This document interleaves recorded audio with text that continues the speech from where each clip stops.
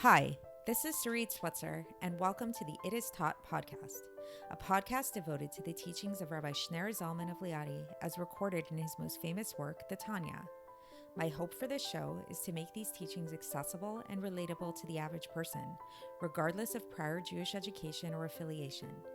The episodes follow the prescribed daily study portions and are meant to serve as practical lessons in how to live your life as your true self and develop an authentic and powerful relationship with your Creator. I have personally experienced the effects the study of this work has had on me, and I'm excited to share what I can of this knowledge with you. So please join me on this journey of learning, self-growth, and connection with your source.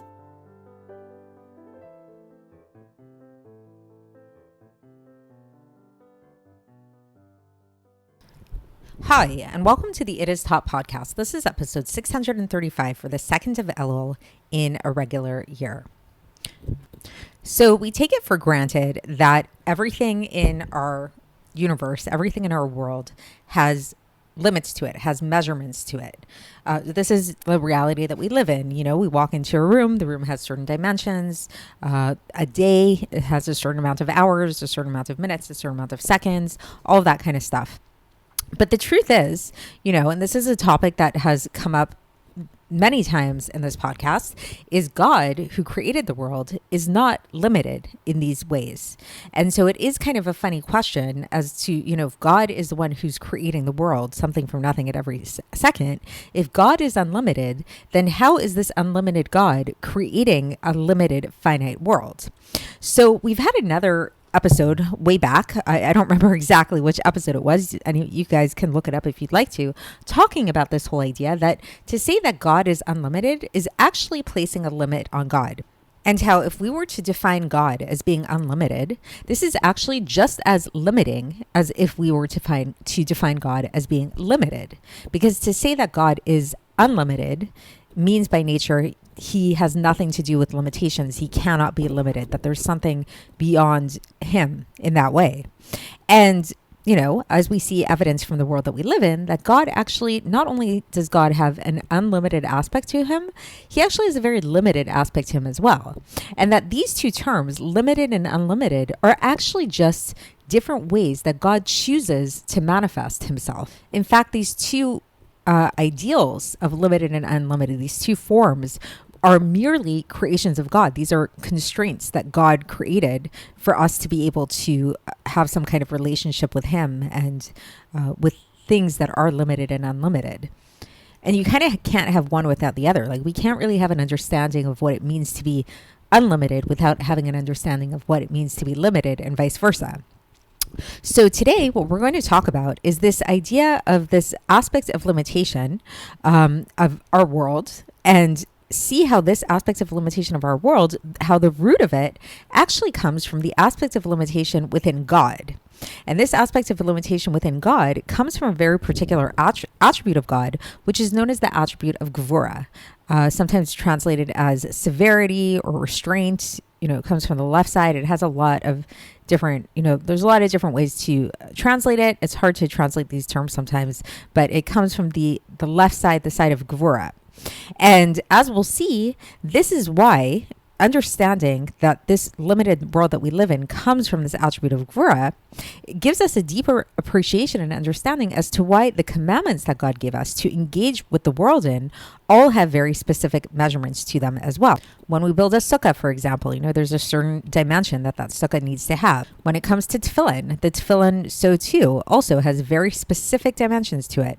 All of the things that we do, you know, all of the mitzvahs that we do with material objects all have very specific requirements to them in a very physical way. And indeed, the mitzvah of charity, the mitzvah of tzedakah, which is the mitzvah that we've been talking about a lot lately, that's a major theme in this section of the Tanya, the Iggeres HaKodesh, it also has its limits to it. So there's a certain amount of tzedakah that a person must give. A person has to give a tenth of their money away to tzedakah. And so, you know, this all is stemming from the fact that the world in which we live in is limited.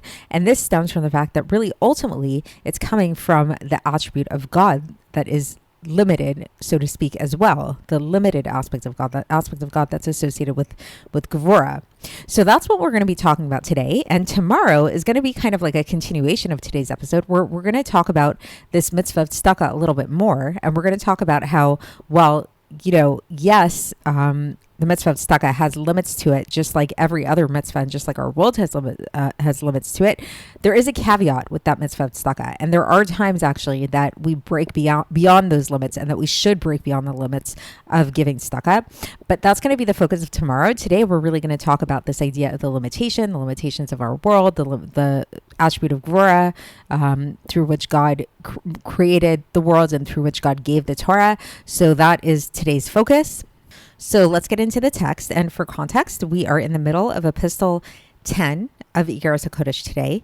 So here we go. So the Alter Rebbe begins, and he says that, so yes, we said that the mitzvahs were given to us through being vested in the attribute of Gevurah and constriction of the radiance. We spoke about this yesterday, right? And we see that's why we see most of the mitzvahs actually have a very specific constrained measurement to them.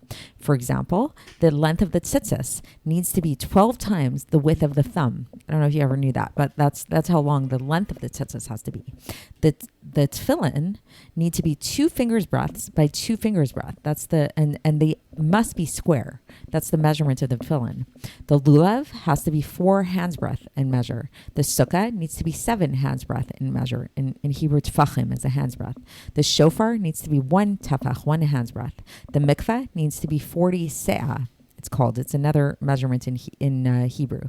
And you can look those up to see what's the equivalent to like measurements that we know of today. I'm not going to get into that now, but these are different measurements. The idea is basically all these mitzvahs have very specific measurements to them. Even the korbanos, the sacrifices that were given in the temple, had a very specific measurement to them, and they were also in regards to how old they were too. So, for example, when there were certain sheep that we had to give, and it specifies that in Scripture, it specifies that the sheep needed to be 1 year old. The rams needed to be 2 years old. The oxen needed to be a certain age. Like the different, these are things that are spoken about in the Gemara. It's written in Chumash a little bit about this as well. And also, when it comes to tzedakah and gemilos chasadim, doing chesed and kindness with a person's money.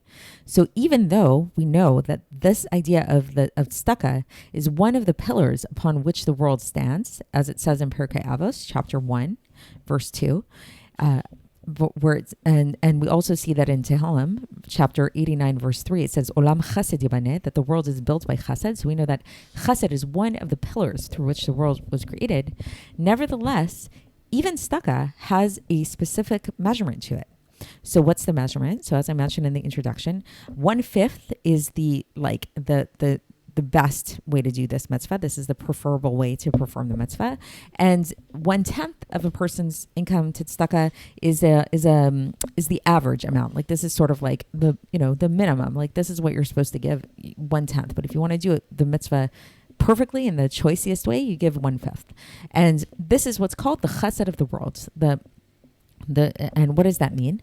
Chesed is that we see that there's this concept that again comes from Tehillim, chapter 52, verse 3. Chesed kel kol hayom, that the chesed of God endures throughout the day, meaning to say that it is vested within all of the worlds, the higher worlds and the lower worlds. And how does this chesed of God get vested in the worlds? This gets vested through the arousal from below, through the esarusa delatata, it's called in Hebrew, which is the mitzvah of tzedakah and chesed that we do.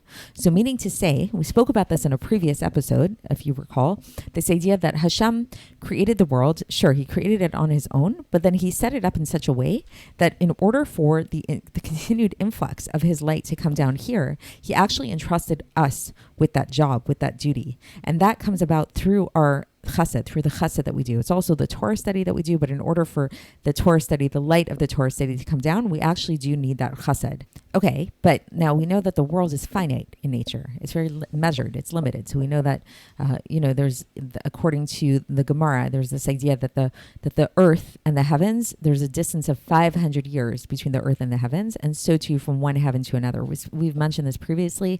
There's discussions as to what this means exactly, but there's this concept that that the world is limited in terms of how, like, there's a specific measurement to our world, to the other worlds, and everything like that.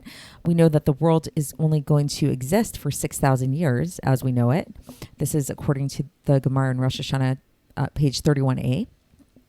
So since there's a limit to the world in which we live in, both spatially and temporally, then we see that this is why the mitzvah of tzedakah and chesed also has a limit to it, because tzedakah, again, is for the sake of the world. It's one of the pillars upon which the world rests and through which the light of God comes into the world. And so this is why it too has a limit to it. There's measurements that are given, 1/10, 1/5, just like all the other mitzvahs of the Torah. So that's the end of the section for today. And as mentioned in the introduction, tomorrow we're going to continue along these lines, but we're going to bring a caveat when it comes to tzedakah, and how sometimes when it comes to giving tzedakah, there is room for us to go over and above the limits, to break through the boundaries of the official, giving of tzedakah, what that's required according to the letter of the law. So stay tuned for that, and I will speak to you then. Thanks for listening to the It Is Taught podcast, hosted by Sarit Switzer. This podcast is dedicated in loving memory of my maternal grandfather, Avraham Yitzchak ben Binyamin HaKohen of blessed memory. Music by Shoshana. If you enjoyed this episode and would like to support the show, please share it with others and subscribe on YouTube, Apple iTunes, Spotify, or wherever you listen to podcasts. And make sure to leave us a 5-star review. To find out more about the It Is Taught project, including more information on my soon-to-be published book, please visit our website, itistaught.com. To catch the latest from me, follow me on Facebook, Instagram, and Twitter. Looking forward to speaking with you tomorrow, and until then, have a great day.